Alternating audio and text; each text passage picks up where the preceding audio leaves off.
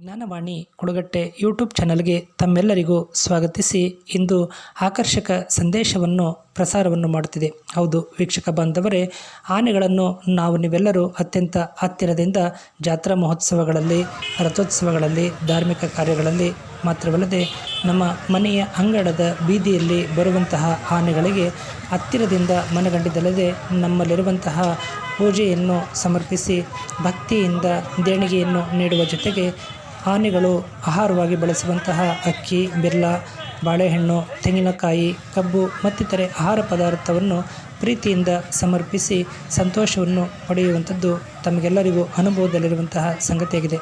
ಅಂತಹ ಸಾಕಿದ ಆನೆಗಳನ್ನು ಮಾವುತರು ಬಾಲ್ಯಾವಸ್ಥೆಯಿಂದ ಜನಸಮೂಹದೊಂದಿಗೆ ಬೆರೆತು ಬಾಳುವಂತಹ ಸಾಂಕೇತಿಕ ಅಭ್ಯಾಸವನ್ನು ಮಾಡಿಸಿದ ಫಲವಾಗಿ ಅಂತಹ ಸಾಕಿದ ಆನೆಗಳನ್ನು ನೀವೆಲ್ಲರೂ ಅತ್ಯಂತ ಹತ್ತಿರದಿಂದ ಮನಗಂಡಿದ್ದೇವೆ. ಆನೆಗಳನ್ನು ಮೃಗಾಲಯಗಳಲ್ಲಿ, ಜಾತ್ರಾ ಮಹೋತ್ಸವಗಳಲ್ಲಿ, ರಥೋತ್ಸವಗಳಲ್ಲಿ, ನಮ್ಮ ಕರ್ನಾಟಕ ರಾಜ್ಯದ ವಿಶ್ವವಿಖ್ಯಾತ ಮೈಸೂರು ದಸರಾದಲ್ಲಿ ಗಜರಾಜನು ನಾಡದೇವತೆ ಶ್ರೀ ಚಾಮುಂಡೇಶ್ವರಿ ದೇವಿಯನ್ನು ಹೊತ್ತು ಗಾಂಭೀರ್ಯದಿಂದ ನಡೆಯುವಂತಹ ನಡಿಗೆ ನಿಜಕ್ಕೂ ಯಾರೊಬ್ಬರಿಂದಲೂ ಮರೆಯಲು ಅಸಾಧ್ಯವಾಗಿರುವಂತಹ ಸಂಗತಿಯಾಗಿದೆ. ಈ ಒಂದು ಸನ್ನಿವೇಶವನ್ನು ವಿದೇಶಿಗರು ಸೇರಿದಂತೆ ನಮ್ಮ ದೇಶವಾಸಿಗರೆಲ್ಲರೂ ಬಂದು ನೋಡಿ ವೀಕ್ಷಣೆ ಮಾಡುವ ಮೂಲಕ ತಾಯಿ ಚಾಮುಂಡೇಶ್ವರಿಯ ಅನುಗ್ರಹದ ಜೊತೆಗೆ ಆನೆಯ ಆಶೀರ್ವಾದಕ್ಕೂ ಕೂಡ ಪಾತ್ರರಾಗುತ್ತಾರೆ.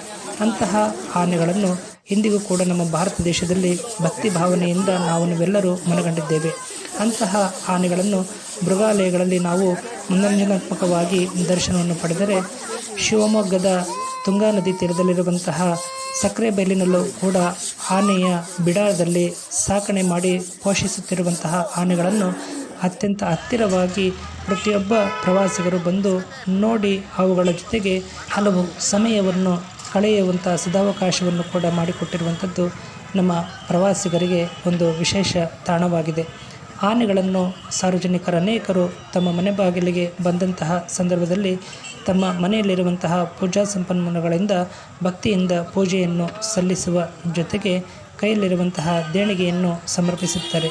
ಮಾತ್ರವಲ್ಲದೆ ಮನೆಗಳಲ್ಲಿ ಯಾರಾದರೂ ವಿವಿಧ ಕಾರಣಗಳಿಂದ ಬೆಚ್ಚಿ ಬೀಳುತ್ತಿದ್ದರೆ ಅಂಥವರಿಗೆ ಆನೆಯ ಸೊಂಡಿಲಿನಿಂದ ನೀರನ್ನು ಚಿಮುಕಿಸುವ ಮೂಲಕ ಬೆಚ್ಚಿ ಬೀಳುವಂತಹ ಒಂದು ಪರಿಸ್ಥಿತಿಯಿಂದ ಪರಿವರ್ತನೆ ಕೂಡ ಮಾಡಿಸುವಂಥದ್ದು ನಮ್ಮಲ್ಲಿ ಪ್ರಚಲಿತದಲ್ಲಿರುವಂತಹ ಸಂಗತಿಯಾಗಿದೆ.